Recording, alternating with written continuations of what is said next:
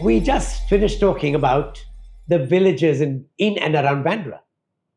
But now let's go ahead and talk about Art Deco. Art Deco in Salset, in Marine Drive, and in Shivaji Park. That's such a funny thing. Everyone associates Art Deco with Miami. But Bombay has its own Art Deco as well.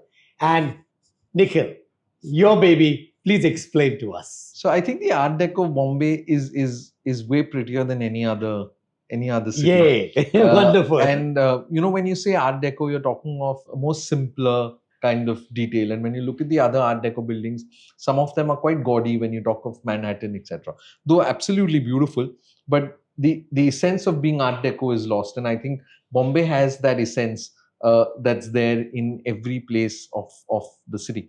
Say you talk of Marine Drive, you talk about Shivaji Park, Muhammad Ali Road, and even Salset for that matter. When you look at the buildings in Salset, and you'll see that there are more bungalows in Salset. And the reason that you have these bungalows is because of the Salset Catholic community that grew there.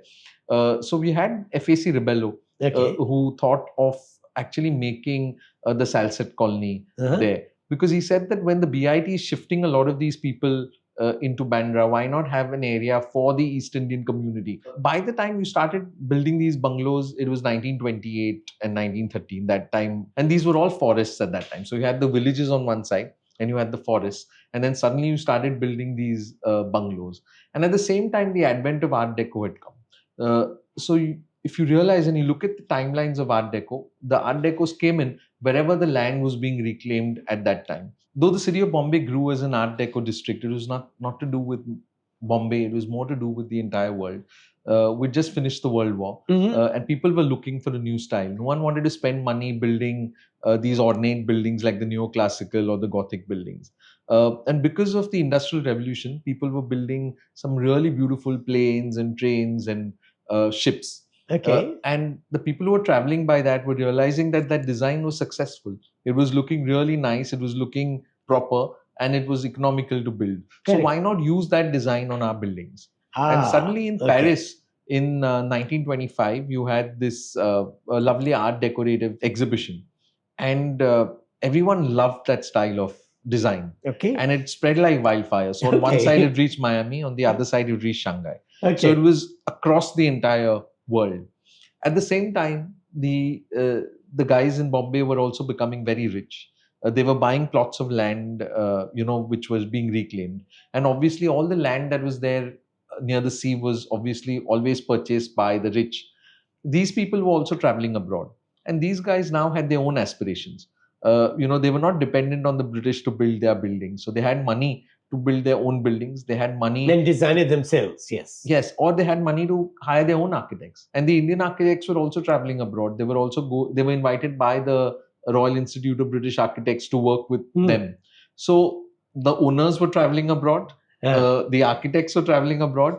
And what they were looking at were all these Art Deco buildings all over the world. And when they came back to Bombay, and when they started building in Bombay, it was imperative that they do what was happening in the world. And use their own little variations to indigenize the designs. Absolutely. Yeah. And which is why it's not the same as, you won't find the same details as New York. It'll be more Bombay-based details or more Indian details. And that is why we like to call it more Indo-Deco than Art Deco. And when you say Indo-Deco, the maximum Indo-Deco buildings will be at Shivaji Park and at Salset. Because what the people did was, because they were building these more economical, simple Art Deco buildings, they wanted to use their own details on that. So when you look at the motifs, when you look at the smaller details, you can take a balcony and you will think that it's a train or you'll think it's a ship. But when you look at it in a larger picture, it does look like a beautiful Art Deco building. The motifs that are used are industrial motifs, or they may be flowers, or they may be sometimes gods and goddesses. Though Salset doesn't have that many gods and goddesses, but Shivaji Park does have. Yes. So Shivaji Park has a lot of swastiks that are used, a lot of oms that are used. Used. Very homogeneous Hindu society. The ones in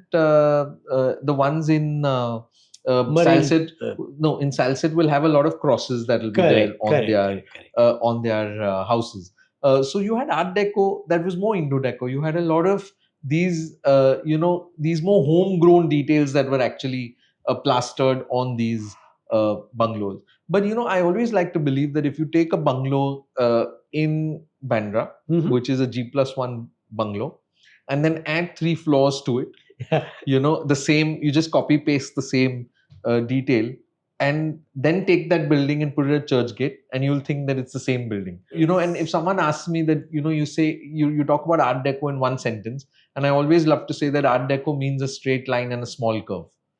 Every Art A Deco, straight line and a small curve. Okay. so most of the Art Deco buildings will not have a fancy curve. They'll just be a straight line and just one small curve. So if you walk around Marine Drive, you'll find that all these, we call them as locomotive balconies also, because they look like a train or like a bullet now that you train mention of it, today. yes, it makes sense. The influence is again very much of the villages of Bandra.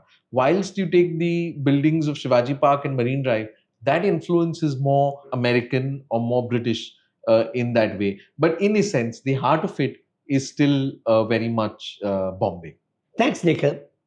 It was good to learn so much about Art Deco and about Churchgate. And since we talked about Churchgate, there's a small little anecdote about Churchgate. The lands next to Churchgate are the Oval Maidan. And then go further, you have the Azad Maidan. These are actually used for horses. And the horses used to graze there. And then the British realized that since they were grazing there, they could charge a tax. So then the horses and the grazing went to Azad Maidan.